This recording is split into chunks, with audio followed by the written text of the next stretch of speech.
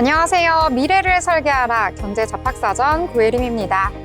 오랜만에 기분 좋은 목요일입니다. 오늘 같은 경우에는 즐겁게 경제 이야기 더욱더 심도 깊게 나눠볼 수 있을 것 같은데요.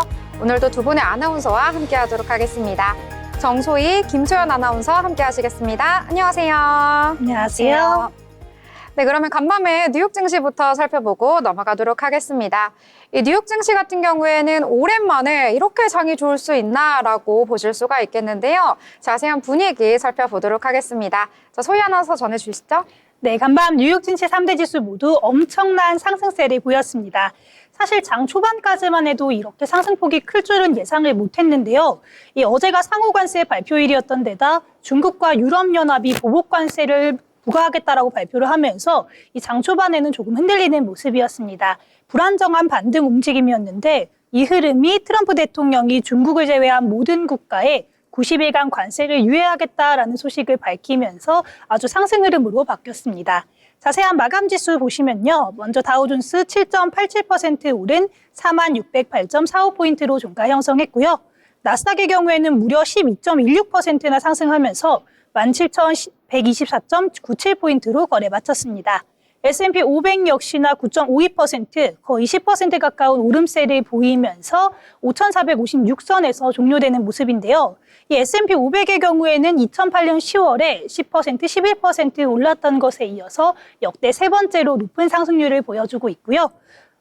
나스닥 역시 지난 2001년 1월 이후에 역대 두 번째로 높은 상승세를 기록했습니다. 다우존스도 역대 6번째 수준이었는데요. 이렇게 굉장히 거래가 많이 이뤄졌는데 어제 거래량도 약 300억 주로 관련 통계를 집계한 이후 가장 큰 거래량이었다고 합니다. 네, 그럼 오늘 왜 이런 흐름이 나타났는지 더 자세한 내용 글로벌 이슈와 함께 살펴보도록 하겠습니다. 먼저 앞서 말씀드렸다시피 트럼프 대통령이 중국을 제외한 다른 나라에 상호관세를 90일간 유예하겠다라는 소식을 전하면서 증시가 수직 상승을 했는데요. 트럼프 대통령은 중국의 나머지 국가들에는 90일간 기본관세에 해당하는 10%만 부과하겠다라고 밝혔고요. 시장에는 중국을 제외한 다른 나라들은 이 개별 협상을 통해서 관세율을 낮출 수 있다. 이런 기대감을 불어주면서 투자 심리를 개선을 해줬습니다. 그러면서 오늘 증시가 엄청난 상승 흐름을 보였고요. 다만 중국과는 여전히 관세 전쟁이 격화되고 있는 모습입니다. 우선 트럼프 대통령이 중국의 추가 104%의 관세 폭탄을 위협하자 중국도 어제 즉각적인 전방위 보복에 나섰고요. 중국은 10일부터 모든 미국산 수입품에 부과하는 추가 관세를 종전 34%에서 84%로 올리겠다고 하고 또 미국 기업들에 대한 각종 규제도 발표했습니다. 그러자 트럼프 대통령은 오늘 중국을 제외한 모든 나라의 관세를 유예하는 모습을 보여줬고 소셜미디어를 통해서 중국에 대한 관세를 즉시 125%로 인상한다. 이 가까운 시일 안에 중국이 미국과 다른 국가를 상대로 바가지를 씌우는 일이 더는 지속 가능하지도 용납될 수도 없다는 것을 깨닫길 바란다라고 얘기를 했습니다.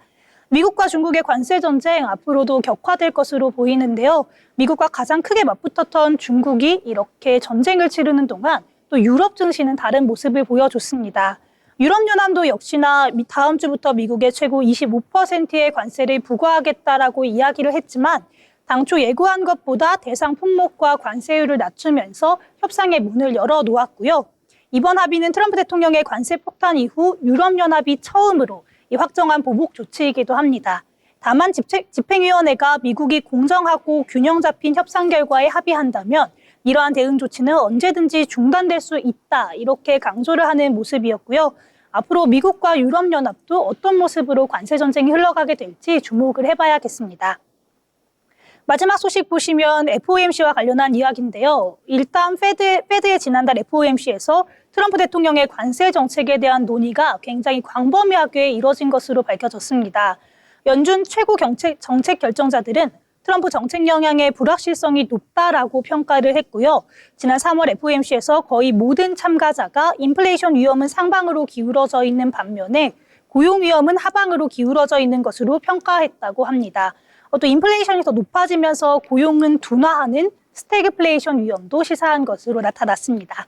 그럼 이슈에 이어서 히트맵 보시면서 더 자세한 종목별 흐름 살펴보도록 하겠습니다. 일단 히트맵 보시면 초록불이 환하게 켜진 것을 확인할 수 있는데요. 특히나 그간 관세 우려에 낙폭이 와했던 대형 기술주 중심으로 투심이 들어왔습니다. 먼저 애플은 15.33% 상승하면서 다시 시총 1위 자리를 되찾았고요. 테슬라 무려 22.69%나 폭등을 했습니다. 엔비디아도 18.72% 상승을 했고 마이크로소프트, 메타, 아마존도 10% 넘는 상승세, 구글도 9.88%가 올랐습니다. 나머지 종목들도 거의 다 올랐고요. 업종별로만 봐도 거의 모든 업종이 상승하는 흐름인 거 확인하실 수 있겠습니다. 이어서 종목별로 주요 이슈도 함께 살펴보도록 하겠습니다. 먼저 테슬라는 다음 달로 예상되는 트럼프 대통령의 중동 순방을 앞두고 사우디아라비아 시장에 진출한다라는 소식 전했습니다. 테슬라 웹사이트에 따르면 10일부터 사우디의 수도인 리야드에서 현지 진출을 기념하는 행사를 열고 전기차 판매를 본격적으로 시작한다고 하고요. 이 행사에서 자사의 기존 전기차 모델과 자율주행차로 개발 중인 사이버캡, 그리고 휴머노이드 로봇인 옵티머스를 소개하고 시연할 계획이라고 합니다. 그러면서 오늘 상승 탄력의 힘을 받으면서 22%가 넘는 급등하는 모습 보였습니다. 이어서 보시면 구글은 7세대 TPU인 아이언 우드를 공개했는데요. TPU는 인공지능 딥러닝에 최적화된 칩으로 챗봇 코드 및 미디어 콘텐츠 생성 같은 다양한 AI 처리 요구량에 맞게 확장을 할 수 있다고 합니다. 이 구글 클라우드는 아이언 우드가 현재까지 개발된 TPU 중 가장 크고 강력한 성능을 자랑한다면서 제미나이 2.5 같은 사고 모델의 기하급수적인 연산 요구를 충족할 수 있다라고 설명했습니다. 이어서 보시면 아마존 이야기인데요. 아마존은 블룸버그 통신에 따르면 현재 중국을 비롯해서 일부 아시아 국가들의 제품을 주문 취소하고 있다고 합니다. 관세 회피를 위한 전략으로 해석이 되고 있고요. 또 150억 달러 규모의 물류 확장을 검토 중이라는 소식까지 전했습니다. 아마존은 오늘 11.98% 상승했습니다. 마지막으로 전해드릴 종목 애플인데요. 이 글로벌 투자은행인 제프리스가 애플의 투자 의견을 비중 축소해서 보유로 상향 조정해줬습니다. 다만 목표가는 202달러에서 167달러로 하향 조정했는데요. 그 이유로는 주가 상승 여력이 제한적이다라는 분석 때문이었고요. 이렇게 오늘 간밤 뉴욕 증시 불기둥을 뽑아내면서 전체적으로 다 급등세로 마무리를 했습니다.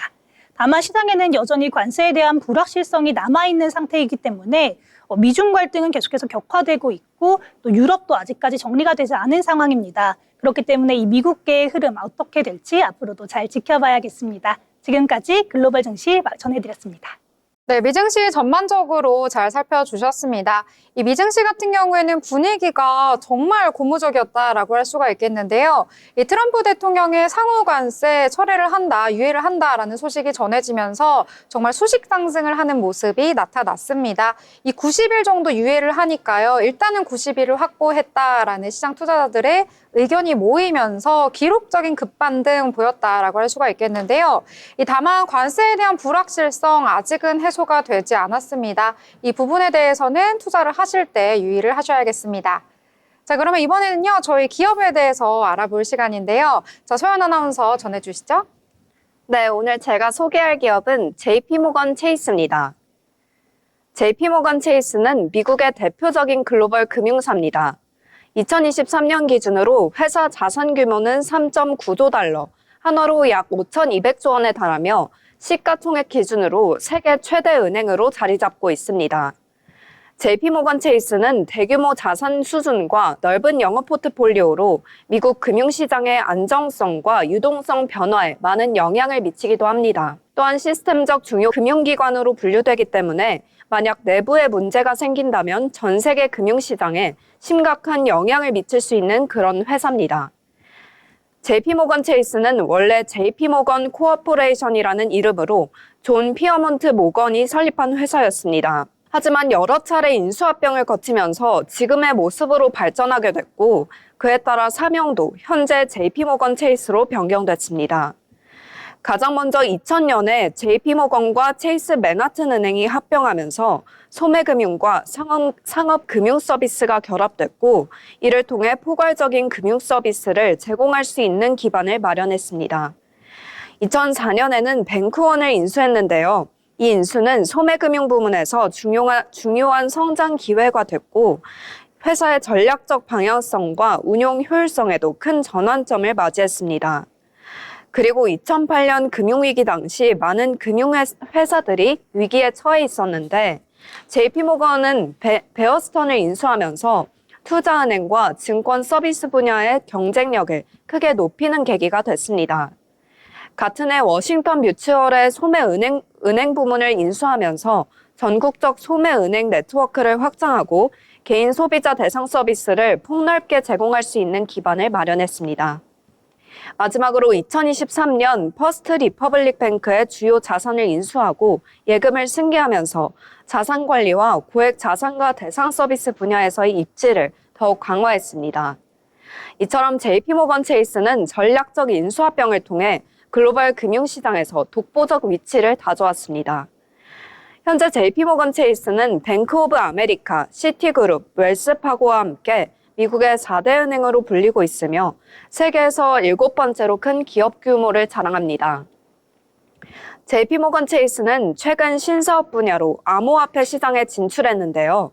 그동안 암호화폐에 부정적 태도를 보이며 비트코인을 강력하게 비판해왔던 JP모건 체이스가 사람들의 암호화폐에 대한 관심이 커지고 무엇보다 투자자들의 수요가 계속 증가하자 JP모건은 암호화폐 관련 상품을 출시함으로써 모든 자산관리 고객이 암호화폐 펀드, 투자 서비스를 이용할 수 있게 했습니다. 또 뉴스를 보다 보면 JP모건의 다양한 분석이나 전망이 자주 인용되는 것을 볼 수 있는데요. JP모건 체이스는 이처럼 경기 침체 가능성, 미국 연준의 기준금리 인상이나 시기, 주식시장 전망, 물가와 인플레이션 등 중요한 경제 지표들을 예측하고 전망합니다. 그만큼 JP모건 체이스는 글로벌 금융시장에서 중요한 시각과 데이터를 제공하는 기관이기도 합니다. JP모건 체이스는 단순한 금융사를 넘어 세계 경제의 흐름을 주도하고 해석하는 중심축이라고 할 수 있습니다. 글로벌 금융시장을 선도해온 JP모건 체이스의 행보는 앞으로도 주목받을 것입니다. 오늘 제가 준비한 소식은 여기까지입니다. 네, 미국의 금융두 대장으로 꼽히는 기업이죠. 일단은 안정적인 배당금을 제공하는 것으로 유명하고요. 이 투자자들에게 꾸준한 수익을 안겨주기 때문에 인기가 있는 종목이다라고 참고를 해보시면 좋을 것 같습니다. 자, 이번에는 신문에 대해서 저희 살펴보는 시간이죠. 오늘따라 이 경제면에 대해서 더욱더 꼼꼼하게 알아가면 좋을 것 같은데요. 자, 소희 아나운서 어떤 내용 준비하셨을까요? 네, 오늘 가장 중요한 이슈 아무래도 상호 관세 부분이겠죠. 그래서 첫 번째로 가져온 기사는 트럼프와 끝까지 싸운다. 중국 84%의 보복 관세 때렸다라는 제목의 기사입니다.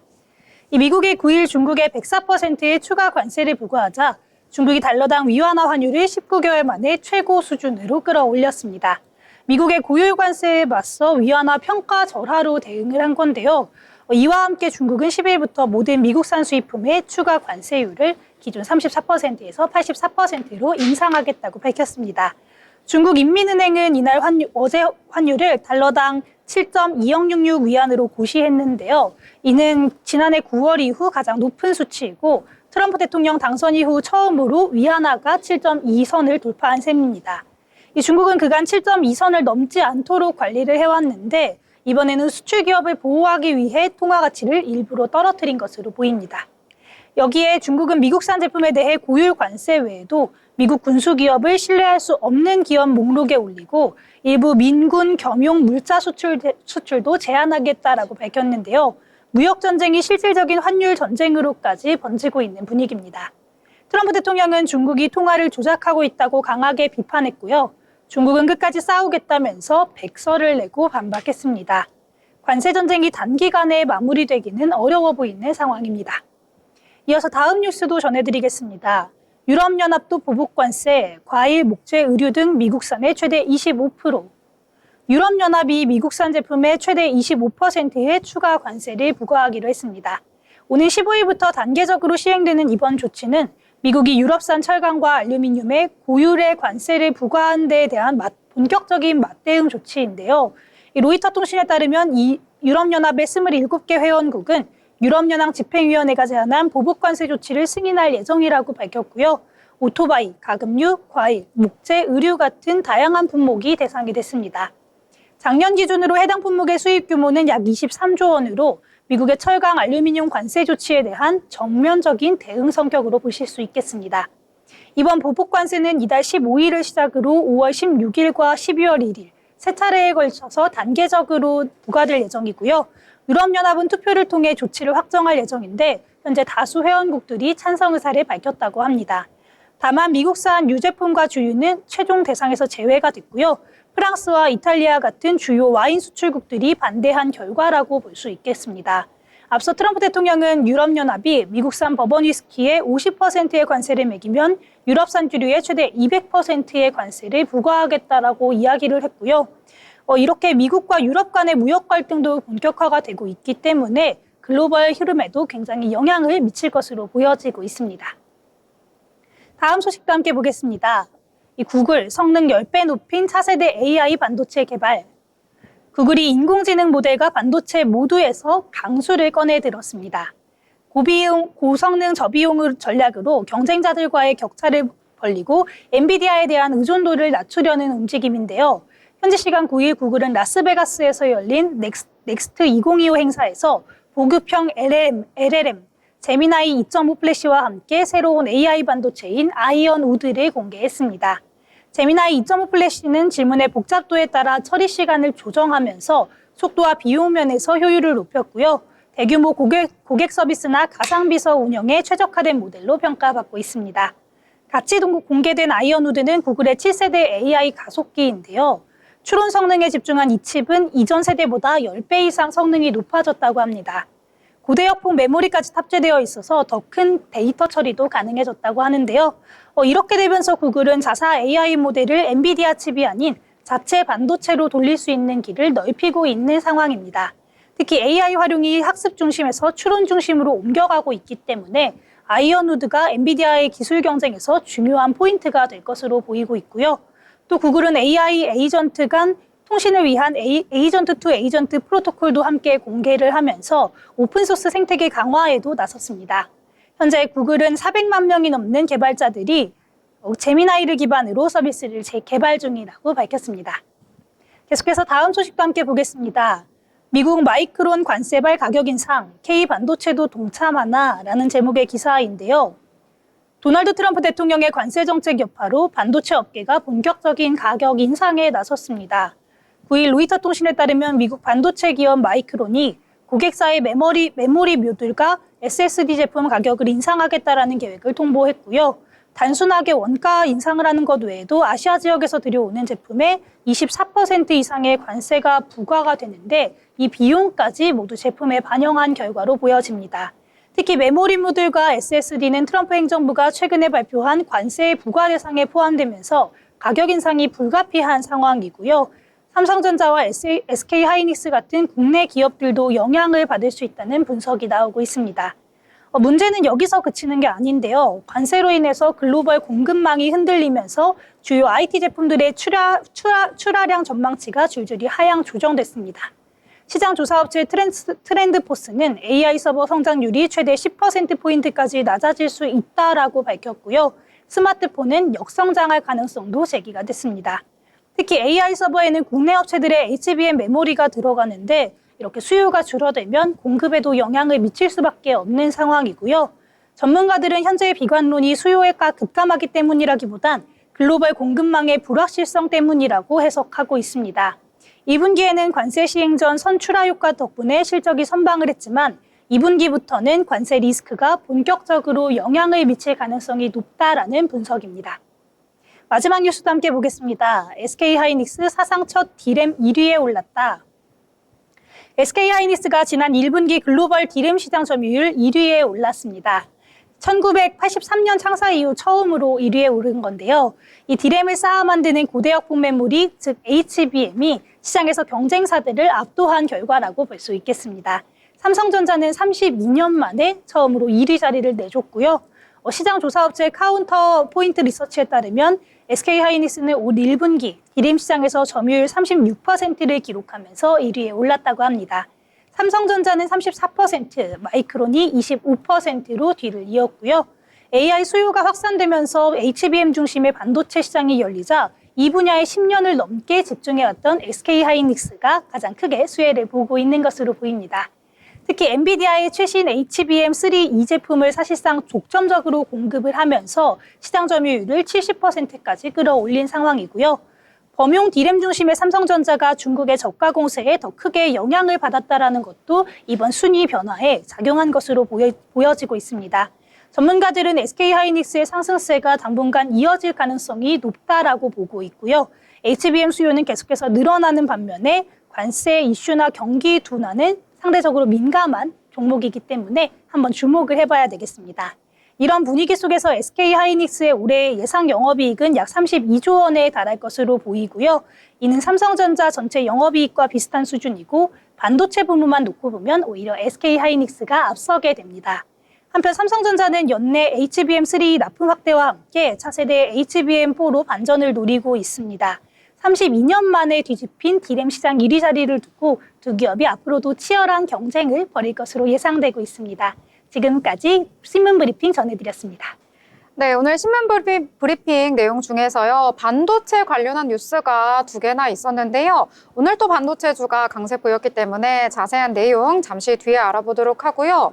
이 미중 간의 갈등은 상호 관세가 유예되긴 했지만 중국이 빠졌기 때문에요, 계속되고 있습니다. 치킨 게임과 같은 힘겨루기가 계속되고 있는데요. 이 백악관에서는 트럼프 대통령이 강철과 같은 척추를 가지고 있기 때문에 결코 물러서지 않을 것이라고 말을 했고요.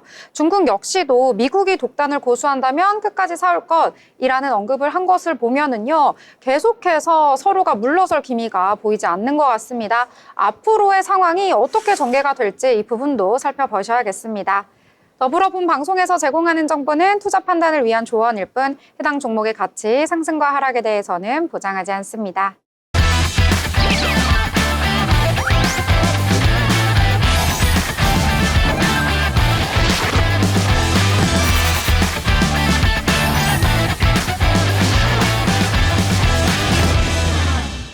네, 이번 시간은 돈을 잘 벌고 싶은, 고수가 되고 싶은 아나운서들이 모여서 경제 이야기, 주식 이야기 함께 나눠보도록 하겠습니다. 자, 먼저 국내장 분위기 살펴보고 넘어가려고 하는데요. 오랜만입니다. 오늘장 너무 기분 좋게 마무리가 됐는데요. 심지어 양대 시장 모두에서 사이드카가 발동될 정도로 정말 급등하는 장세를 보여줬습니다. 일단 코스피 시장에서는 9시 6분 장 개장하자마자 사이드카가 발동이 됐고요. 이 코스닥 시장에서도 10시 46분경에 매수 사이드카가 발동될 정도로 오늘장은 급등을 했다라고 볼 수가 있겠습니다. 자세한 지수 상황도 함께 살펴보도록 하겠습니다. 자, 먼저 코스피 같은 경우에는 6.6% 전거래일 대비 급등하면서 2,445선에서 거래를 마친 모습 나타났습니다. 오랜만에 외국인의 수급이 돌아왔는데요. 10거래일 만에 외국인이 3천억 원 넘게 매수 우위를 보이는 장이었다라고 보실 수가 있겠고요. 기관 같은 경우에도 오늘 6천억 원 넘는 매수 우위를 보이면서 지수를 견인하는 역할을 했다라고 보실 수가 있겠습니다. 이 코스닥 시장에서도 역시 분위기가 좋았는데요. 이 코스닥 시장에서는 5.97% 전거래일보다 상승하면서 역시 코스피와 마찬가지로 고점 라인에서 거래를 마쳤습니다. 681선에서 거래를 마친 모습 나타났고요. 이 코스닥 시장에서도 역시 외국인과 기관 모두 동반 매수를 보였다라고 보실 수가 있겠습니다. 이 시가총액 상단에 위치한 종목들도 확인을 해보시면은요, 정말 오랜만에 이렇게 전반적으로 빨간불 켠 모습 보이는 시장이었는데요. 이 코스피 같은 경우에도 전 종목이 모두 급등을 하면서 마감이 됐다라고 보실 수가 있겠습니다. 특히 사이즈가 큰 종목들, 반도체라든지 2차 전지 대장주가 큰 폭으로 상승하면서 지수를 이끌어가는 모습이 나타났고요. 코스닥 시장에서도 전체적으로 오늘 빨간불 켠 모습 보여줬습니다. L7비만이 오늘은 약세 보이면서 마감을 했다라고 보실 수가 있겠습니다. 정말 오랜만에 기분 좋게 오늘장에 대해서 이야기를 해볼 수 있을 것 같은데요. 각각의 섹터와 종목에 대해서 개별 이슈 어떤 것들이 있었는지 함께 이야기 나눠보도록 하겠습니다. 자, 소희 아나운서, 오늘장 너무 좋은데요. 의상도 굉장히 정열적인 빨간색 입고 오셨잖아요. 어떤 종목부터 이야기해볼까요? 네, 오늘 제가 이렇게 빨간색 옷 입고 온 것처럼 오늘 미국 시장에서 상승세를 보인 게 테슬라였죠. 이 영향으로 2차 전지 관련주들 오늘 굉장히 급등하는 모습 보여줬습니다. 이 트럼프 대통령이 상호 관세를 유예를 하면서 국내 2차 전지주들 굉장한 강세장을 보여줬는데요. LG 에너지 솔루션 오늘 상승세였고요. 에코프로도 거의 9% 가까이 올랐습니다. 이 밖에 2차 전지주로 분류가 되고 있는 SKI 테크놀로지는 13% 넘게, 롯데 에너지 머티리얼도 17% 넘게, 삼성 SDI도 5.29%나 상승하면서 이렇게 좋은 모습을 보여줬는데요. 이번 상승세는 트럼프 대통령의 정책 발표가 직접적인 영향을 준 것으로 보이고요. 또 관세 부담 완화 기대감에 이 뉴욕 증시에서 테슬라가 상승을 하면서 이렇게 테슬라의 시가총액이 하루 만에 1,620억 달러, 하나로 약 234조 원이 증가를 했다고 합니다. 그러면서 8,750억 달러를 넘어섰는데 이런 테슬라의 호재에 맞물려서 국내 2차 전지주들도 줄줄이 강세장을 연출한 것으로 보여집니다. 국내 증권가에서는 2차 전지 밸류체인 전반에 걸친 매수세가 당분간 이어질 수 있겠다라고 분석을 하고 있는데요. 오늘 2차 전지 대표주 중 하나인 LG 에너지 솔루션 주가 함께 살펴보시면요. 오늘 시가 4% 넘게 오르면서 시작을 했습니다.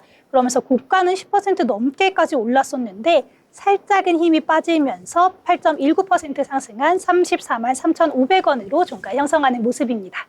네, 테슬라가 급등을 하니까요. 국내 2차 전지 전반이 오늘 강세를 보이면서 마감을 했습니다. 2차 전지 대표주들도 상승을 했고요. 그 안에서 소재단에 위치한 종목들도 일제히 상승을 했다라고 정리를 해보도록 하겠습니다. 자, 저는 오늘 장에서 조선주가 또 강세를 보여서 소개를 해드리려고 하는데요. 이 트럼프 대통령이 국가 안보 차원에서 두 가지 내용을 담은 행정서명을 했다라고 전해졌습니다. 일단 미국의 조선업의 재건을 도모하는 내용, 그리고 중국의 해양 패권을 저지하기 위한 내용, 이 두 가지의 내용을 가지고 행정명령에 서명을 했다라는 것인데요. 자, 트럼프 대통령은 이에 관련해서 우리는 조선에 많은 돈을 쏟아붓겠다라고 하면서 현재는 우리가 아주 많이 뒤처져 있기 때문에 예전에 하루에 한 척의 배를 만들곤 했는데 지금은 1년에 한 척도 만들지 못하고 있다. 그렇기 때문에 우리는 새롭게 능력을 발전시켜야 한다라고 언급을 했다고 전해졌습니다. 이 시장에서는요, 이번에 행정명령을 내렸기 때문에 이 세계에서 1위의 조선 경쟁력을 가지고 있는 이 한국의 조선업계에 이 미국과의 협력이 호재로 작용할 것이다라는 기대감이 전해진 것으로 분석이 되고 있는데요. 이에 따라서 오늘 증권가에서 보고서도 하나 나왔습니다. 유진투자증권에서는요, 이 미국에서 트럼프 대통령이 취임을 한 이래로 이 중국에 대한 견제 움직임 한층 더 강화를 하고 있다라고 분석을 하면서요. 일단 중국이 현재는 1위를 차지하고 있는 이 조선업도 당연히 미국이 견제를 하기 때문에 또 다른 국가가 수혜를 받을 것인데 그 또 다른 국가는 바로 한국일 것이다라고 언급을 했습니다. 실제로 상반기에 한국의 이 상선 수준은 생각보다 나쁘지 않은 수준이다라고 평가를 했고요. 조금씩 점유율이 올라가는 모습을 보여주고 있다라고 분석을 했는데요. 특히 하반기 들어서는 LNG 관련해서 굉장한 호재가 예상되기 때문에 앞으로의 주가에도 긍정적인 영향이 미칠 수 있다라고 평가를 했습니다. 특히 HD 현대중공업에 대해서는요, 굉장히 영업이익이 잘 나오고 있고 1분기에 조업 일수 감소로 비수기이지만 이 안정적인 매출을 시현 중이다라고 하면서요, 앞으로의 주가는 상방으로 더욱더 열려 있다라고 평가를 했는데요. 이에 따라서 오늘 장에서는 10% 넘는 강세를 보이면서 마감을 했고요. HD 한국조선해양은 8.95%, HJ중공업, 삼성중공업 등 오늘 장에서 강세를 보이면서 마감을 했다라고 보실 수가 있겠고요. 그동안 방송에서 자주 언급을 해드렸던 한우엔진 같은 경우 오늘 6%대 상승하면서 마감을 했다. 이렇게 정리를 해보도록 하겠습니다. 자, 그러면 또 다른 내용들 또 기분 좋게 이야기 나눠보면 좋을 것 같은데요. 저 소희 아나운서, 이번엔 또 어떤 내용이죠? 네, 역시나 이 반도체주도 이야기를 빼놓을 수가 없겠는데요. 어제 미국 증시에서 반도체주가 굉장히 좋았는데 대표 반도체 지수인 필라델피아 반도체 지수도 전거래일 대비해서 18.73%나 상승을 했습니다. 그러면서 이 미국의 주요 반도체주가 크게 오르자 우리나라 반도체주들도 함께 상승 흐름에 탑승을 했는데요. 우리 시장에 굉장히 반도체주 강세 보였는데 특히 SK 하이닉스 같은 경우에는 방금 신문 브리핑에서도 말씀을 드렸다시피 이 D램이 시장에서 1위를 차지했다. 또 HBM 공급이 확대가 될 거다. 이어서 엔비디아의 시장 점유율 증가에 따른 실적 기대가 주가를 끌어올려주는 모습이었습니다. 또 삼성전자도 5% 가까이 상승하면서 거래를 마쳐줬고요. 또 SK향 부품 장비주들도 동반적으로 강세를 보여주고 있습니다. 미래반도체는 전거래일 대비 29.29% 급등했고요. 한화비전도 상승세였습니다. 이렇게 미래반도체의 경우에는 상한가를 보이는 모습이었고요. 반도체 장비업체인 한미반도체도 오늘 굉장히 상승 흐름 좋았습니다. 이렇게 AI 반도체 수요가 확대되면서 온디바이스 AI 관련 종목들도 함께 상승 흐름을 보였다. 이렇게 이야기할 수가 있겠는데요. 결국에는 SK하이닉스가 이 모든 종목들을 함께 끌어가고 있는 모습으로 보입니다. 오늘 SK하이닉스 차트 함께 보시면요. 오늘 시가가 무려 28% 넘게 상승하면서 시작을 했기 때문에 자칫 잘못 보면은 이 매도세가 있는 게 아닌가라고 볼 수 있겠지만 오늘 종가도 무려 8.97%, 거의 9% 가까이 오르면서 종료가 됐습니다. 오늘 종가 18만 2,300원으로 종료됐습니다. 네, 이게 SK하이닉스의 주가 차트가 맞나라고 생각이 드실 것 같습니다. 굉장히 크게 움직이는 모습이 나타났는데요. 오늘 장 초반에 급등세를 보였다라고 보실 수가 있겠고요. 특히나 작은 종목이 아니고 무려 SK하이닉스이기 때문에 더욱더 많은 투자자분들이 놀라셨을 것 같습니다. 반도체 그리고 소부장 할 것 없이 모두 다 올랐기 때문에요. 좋은 흐름 가져갔다라고 보실 수가 있겠습니다. 자, 그리고 또 추가적으로 양자 암호가 또 오늘 장에서 강세 보였기 때문에 함께 이야기 나눠보려고 하는데요. 자, 일단 미증시 같은 경우에는 전반적으로 다 올랐다라고 보실 수가 있겠습니다. 방송 초반에 저희가 히트맵 보여드렸었는데 정말 초록색으로 다 퍼져 있는 모습이 나타났었거든요. 그중에서도 양자 컴퓨팅, 양자 암호와 관련된 종목들 뉴욕 증시에서도 강세를 보였는데요. 이러한 분위기 국내 장까지 이어지는 모습이 나타났습니다. 자, 일단 미증시에서는 아이온큐가 23%대, 리게티 컴퓨팅 21%대, 퀀텀 컴퓨팅도 10%대 강세를 보이면서 마감을 했는데요. 일단 미국에서 관련된 사업을 추진한다라는 소식이 전해지면서 격포제로 작용한 것으로 분석이 되고 있습니다. 이 관세 같은 경우에 유예를 한다는 소식 일단은 전해졌고요. 이와 더불어서 이 미국의 국방고등 연구계획국이 추진하는 양자 벤치마킹 이니셔티브 1단계 사업이 선정됐다라는 소식이 전해지면서 이 모멘텀이 지속된 것으로 풀이가 되고 있는데요. 자, 일단 이 양자 벤치마킹 이니셔티브는 줄여서 QBI라고 불리는데요. 이 프로그램의 목표는 총 3단계에 걸쳐서 진행이 된다라고 전해졌습니다. 일단 2033년까지 현실적인 양자 컴퓨팅 구현 가능성 어느 정도 될 수 있는지 평가를 하는 것이고요. 그리고 미래 안보와 산업에 적용이 가능한지를 검증을 한다고 합니다. 아무래도 지금 현재 상황에서는 양자 컴퓨팅 뭔지 알긴 알겠는데 정말로 미래 사회에서 우리가 실현 가능하고 우리 실생활에 적용이 될 수 있는지 이 부분이 아직은 불확실하기 때문에 이러한 사업을 통해서 검증을 하는 절차다라고 보시면 되겠는데요. 이를 위해서 최근에 15개 기업을 선정해서 2033년까지 유용한 양자 컴퓨터 실현 가능성을 검토하겠다라는 소식이 전해지면서 미증시에서도 강세를 보였고요. 이 같은 소식 속에서 국내장에서도 관련된 기업들 강세를 보였습니다. 자, 오늘 장 같은 경우에는 관련된 기업, 코이버, 아톤, 엑스게이트 같은 종목들 강세를 보였다. 이렇게 정리를 해보도록 하겠습니다. 자, 그러면 마지막으로 종목 하나 짧게 이야기해보려고 하는데요. 자, 소희 아나운서 전해주시죠. 네, 제가 가져온 종목 동양철관인데요. 동양철관 같은 경우에는 2거래일 연속으로 급등세를 보이면서 연중 신고가를 경신했습니다. 이 미국 알래스카 LNG 개발 프로젝트와 관련한 한국과 미국 간 협력 기대감에 매수세가 확대된 것으로 보이고요. 동양철관은 전날에 29.99% 오른 1,361원을 기록해서 상한가로 장을 마감했는데요. 이 동양철관은 알래스카 가스관 사업 수혜주로 분류되고 있는 가운데 알래스카 프로젝트에 대한 한미 양국 협력 기대감이 커지면서 오늘 장에서도 두각을 나타낸 것으로 보입니다. 오늘 차트 함께 보시면요. 오늘 시가는 2% 넘게 상승하면서 출발을 했는데 고가는 16% 넘게까지 올라갔었습니다. 다만 힘이 약간 빠지면서 종가는 7.79% 상승하면서 마무리 한 점 체크해 보시면 좋겠습니다. 네, 동양철관에 대해서 함께 알아봤고요. 이번에는 인물에 대해서 저희 알아볼 시간입니다. 자, 소연 아나운서 전해주시죠. 한때 미국의 금융을 쥐락펴락했던 남자가 있습니다. 금융뿐만 아니라 당시 전 세계에서 시가총액이 가장 높았던 기업들도 이 남자 지배하에 있었는데요. 심지어 미국 연준, 페드가 생기기 전에는 이 남자의 은행이 사실상 미국 중앙은행의 역할을 했습니다.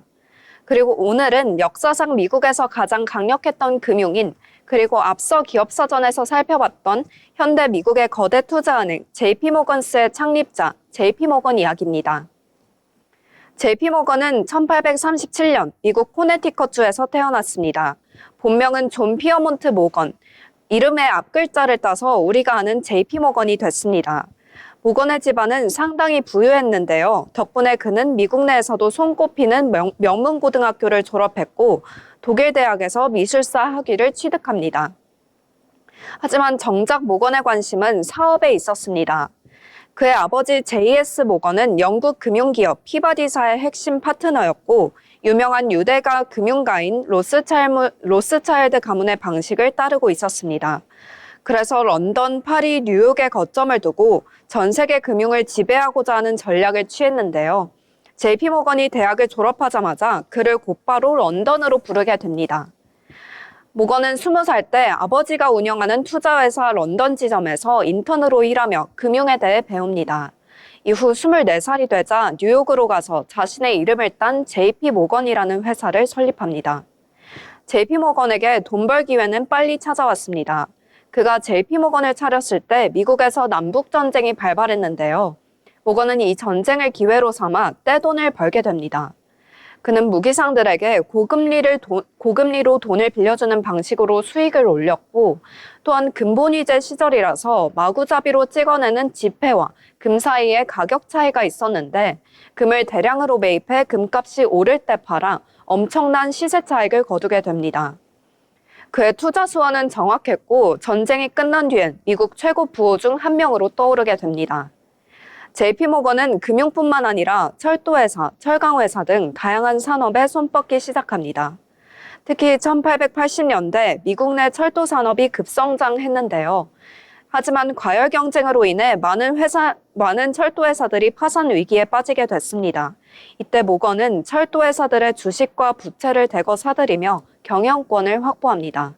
그리고 부채를 다시 정리하고 구조조정 등을 통해 결국 이 회사들에게서 다시 수익이 나도록 만들고 지속적인 적대적 흡수합병을 통해 시장 점유율을 높이고 독과점 기업을 만드는 것입니다. 이를 통해 모건은 자신에게 수익이 돌아오게 만드는 구조를 구축합니다. 1890년대 후반에 미국이 금융위기에 직면했던 순간이 있었는데요. 이때 JP모건은 유럽의 로스차일드 그리고 월스트리트 은행가들과 손잡고 구제자금을 만들었습니다. 사실상 미국 중앙은행의 역할을 하며 나라를 구했는데요. JP모건의 활약으로 금융시장 패닉을 수습했고 미국의 영웅이라는 소리를 듣게 됐습니다. 이 사건이 있고 나서 이런 역할은 개인이 아니라 정부가 해야 한다는 사회적 공감대가 형성되며 미국 정부는 정식으로 연준을 설립하게 됩니다. 즉 연준이 만들어지는데 결정적 계기를 제공한 인물이 바로 JP모건이었습니다. 1990년대 초 모건은 철강 산업에 눈을 돌립니다. 당시 철강 산업은 철강왕 앤드류 카네기가 장악하고 있었는데 모건은 그로부터 회사를 4억 8천만 달러, 지금 가치로 약 25조 원에 인수합니다. 모건은 이후에도 수많은 철강 회사들을 사들이고 인수합병을 통해 US 스틸이라는 초대형 철강 기업을 설립합니다.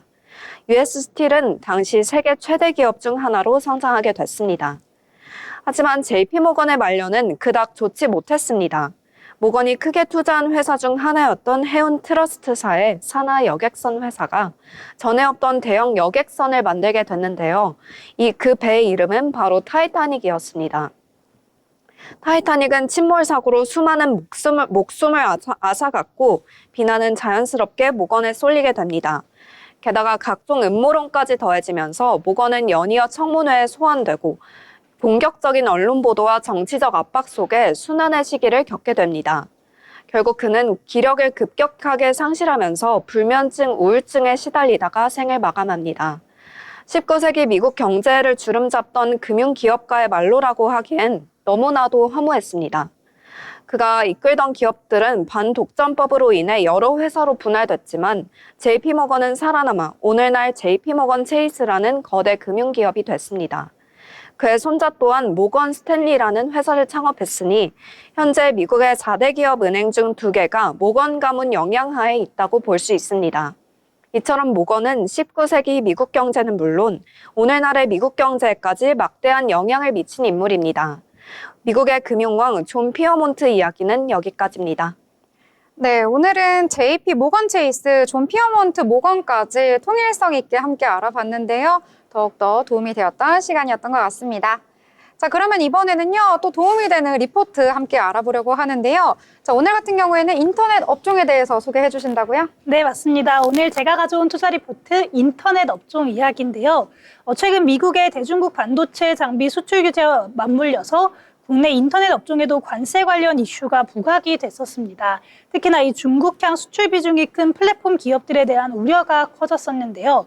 오늘은 하나증권에서 발간한 인터넷 관세 영향 제로지만 밸류에이션은 다른 문제라는 리포트 함께 보시면서 이번 이슈가 실제 주가에 어떤 영향을 미쳤는지 또 지금 투자자들이 주목해야 하는 핵심 포인트는 무엇인지 함께 살펴보도록 하겠습니다. 먼저 결론부터 말씀드리면요. 이번 관세 이슈는 사실상 영향이 없었다 이렇게 이야기할 수가 있겠는데요. 이번 논란은 미국의 상계관세 적용 확대 가능성과 관련된 사안이었습니다. 이 상계관세라는 건 특정 국가에서 보조금을 받고 수출되는 제품에 대해서 미국이 보복성으로 관세를 부과하는 제도인데 쉽게 말하자면 너희 나라가 기업을 지원해서 싼값에 수출을 했으니 우리는 그만큼 더 관세를 물릴게 라고 이야기하는 겁니다. 하지만 인터넷 업종은 이와 전혀 관계가 없는 업종이고요. 이번 조사 품목은 디스플레이 패널, 모니터, 텔레비전 같은 전자기기로 한정이 되어 있었습니다. 국내 인터넷 기업들이 중국에서 벌어들이는 매출 대부분이 디지털 광고, 콘텐츠, 플랫폼 수수료에서 나오고 있기 때문에 제조 상품 수출이 아닌 무형 서비스가 중심이기 때문에 관세 이슈와는 무관하다고 볼 수 있겠는데요. 그럼에도 불구하고 일부 매체들이 중국 매출이 많다, 관세 위험이 있다 이렇게 이야기하면서 이 과도한 불안을 조성을 하며 투자 심리가 굉장히 위축됐다고 볼 수 있겠습니다. 그렇다면 진짜 문제는 무엇이었을까요? 사실상 관세는 노이즈일 뿐이었고요. 이 실제로 인터넷 업종 주가가 부진했던 진짜 이유는 밸류에이션 부담 때문이었습니다. 우선 네이버부터 보면요. 네이버의 올해 실적 기준 예상 주가 수익 비율은 22배 수준이고요. 과거와 비교한다면 절대적으로 높은 수준은 아니지만 문제는 실적 성장률이 둔화되고 있다는 점입니다. 실제로 네이버의 올해 예상 순이익 증가율은 5% 수준에 그칠 것으로 보이고요. 광고, 상거래, 클라우드 콘텐츠 같은 다양한 사업 포트폴리오를 가지고 있음에도 이 뚜렷한 모멘텀이 부족한 상태라는 분석입니다. 카카오도 상황이 좋은 건 아닌데요. 이 카카오 같은 경우에는 올해 예상 주가 수익 비율은 35배, 영업이익은 3.9% 감소할 것으로 예상하고 있습니다. 카카오톡 플랫폼의 성장이 정체가 되고 있고 자회사 중에 일부 기업들이 적자인 상태이고요. 콘텐츠 부문도 글로벌 확장력이 기대만큼 나오지 못하고 있어서 성장 기대는 있는데 실적으로 연결되지는 못하고 있는 상황입니다. 이렇게 주가 수익 비율은 높지가 않은데 실적은 정체된 상태가 계속되면서 주가가 제자리 걸음을 하고 있는 구조다. 이렇게 이야기할 수가 있겠습니다. 그럼 인터넷 업종 계속해서 이렇게 하락세일까요? 사실 그렇지는 않는데요. 다만 지금은 전환기에 가깝다라는 분석입니다. 네이버의 경우에는 초거대 인공지능 모델인 하이퍼 클로버 X를 중심으로 검색 서비스를 고도화하고 있고요. 쇼핑 부문에서도 새로운 광고 모델을 실험하면서 수익화 모델 전환에 나서고 있는 상황입니다. 또한 클라우드 사업에서는 외부 고객 확장보다는 내부 비용을 효율화하는 것에 초점을 두고 있고요. 이런 점들이 결국 실적에 반영되기까지는 조금의 시간이 걸릴 수밖에 없는 상황입니다. 리포트에서는 이런 전환 시기의 특수성을 반영해서 단기보다는 중장기의 투자 관점이 필요하다고 봤습니다. 카카오도 마찬가지인데요. 이 카카오엔터의 북미 시장 진출, 카카오 게임즈의 신작 라인업, 카카오페이의 금융 플랫폼 확장 같이 여러 가지 시도를 하고는 있지만 이 각각의 사업이 실적으로 연결되기까지는 불확실성이 남아있는 상황이고요. 또 내부적인 지배구조 문제나 브랜드 이미지 하락 같은 비재무적인 요인들도 주가에 영향을 미치고 있다는 분석입니다. 이렇게 실적 반등과 함께 투자 심리를 되살릴 수 있는 확실한 계기가 아직은 부족하다라고 이야기하고 있습니다. 그렇게 보면 오늘 리포트에서 사실 핵심 메시지는 분명한데요. 관세 이슈는 주가 조정의 명분은 될 수 있어도 실질적인 영향은 없다. 또 오히려 지금 인터넷 업종의 문제는 실질 성장에 대한 시장의 신뢰 회복이 부족하다는 점이다. 이렇게 이야기를 할 수가 있겠고요. 다만 네이버와 카카오 모두 과거 대비해서는 주가가 충분히 조정을 받은 상황이고 또 새로운 먹거리 사업에 대한 투자도 꾸준히 이어지고 있다는 점은 긍정적으로 볼 수 있겠습니다.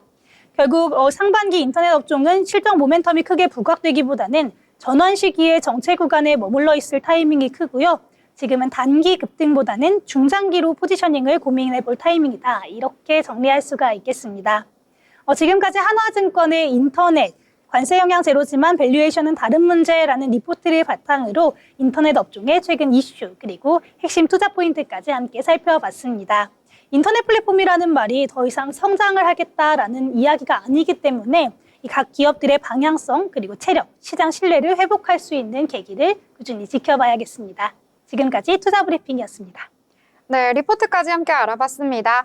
더불어 본 방송에서 제공하는 정보는 투자 판단을 위한 조언일 뿐 해당 종목의 가치, 상승과 하락에 대해서는 보장하지 않습니다.